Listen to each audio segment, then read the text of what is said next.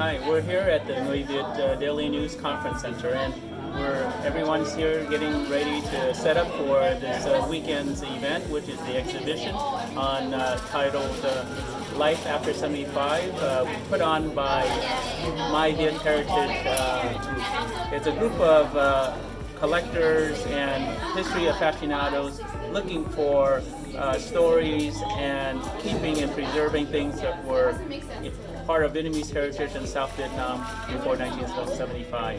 And as you can see on the wall, our volunteers and our helpers have already started putting up these are very precious, hard to find diplomas and original prints that were collected over the years by our and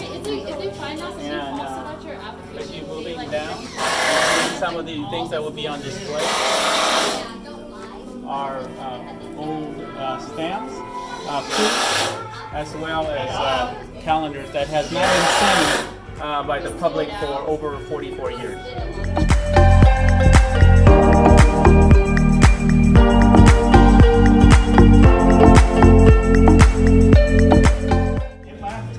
Hi, Alan. So, Hi. can you tell us a little bit about what you have in front of you? So I'm setting up for an exhibition this coming weekend, and this is one of our uniforms, one of my personal favorite. So it's called Bell Gum, Bell for the leopard, because you see it has the little leopard print.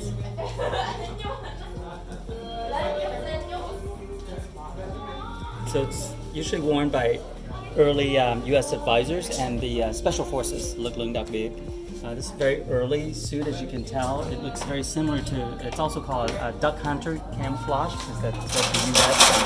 When the U.S. first came to Vietnam in the early 60s, they didn't really have the typical camouflage for that area. So they brought a lot of stuff from the U.S. Sometimes it's just from the before the real official engagement or deployment. They brought stuff from hunting stores and so forth. So this is kind of fashioned after duck hunting camouflage. Oh, great. In the U.S. in the days, and you can tell it's very thin cotton. You can see the tiny little buttons. See very flimsy button from that era. So it tells us it's from the early to mid 60s. Yeah. So Velcro wasn't used yet, right? No, Velcro, not even the nice button that we see yet.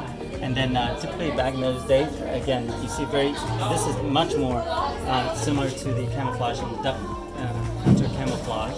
So it's a boonie hat that's usually worn together. So it's more suited for the tropical conditions, as far as the heat, as far as the lush green, so it helps them blend in a little bit better. So it's called Bell Gum. Bell for the leopard, and gum is the clothing.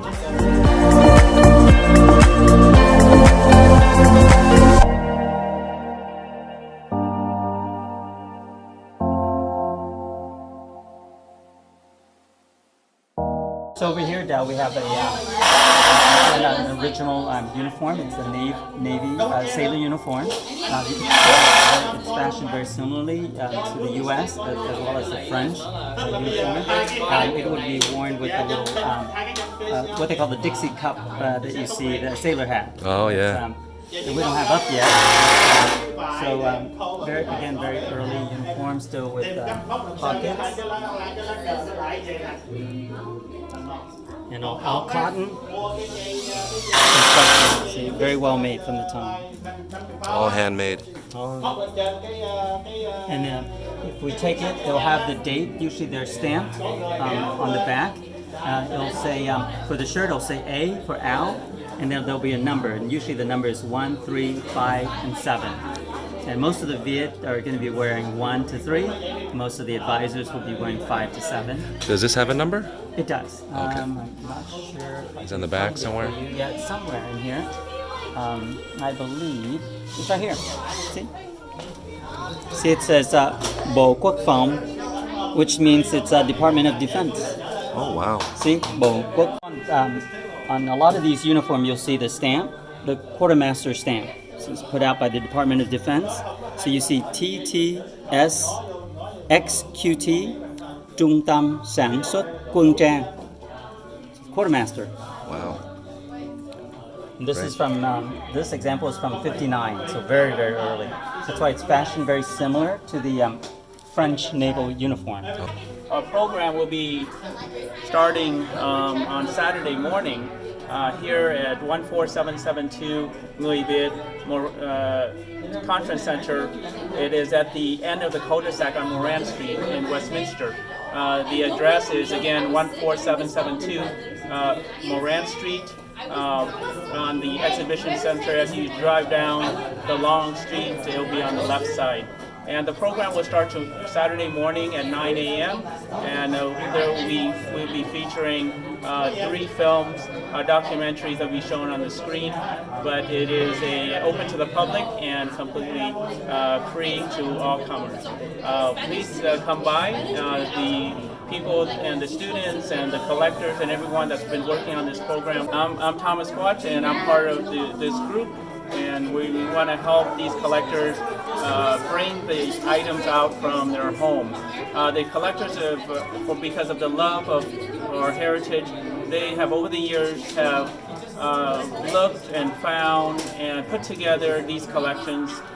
Most of the time it's been sitting in their home, in their living room, in their garages, or sometimes in boxes, and would only come out during when they meet with other collectors. This is the first time that we bring it to the public because we think that these items should be shared with everyone. Anyone who were born or lived before 1975, an opportunity for their children to learn about their history, and it's a good chance for moms and dads and grandparents to tell the children about where they came from and maybe even why they're here.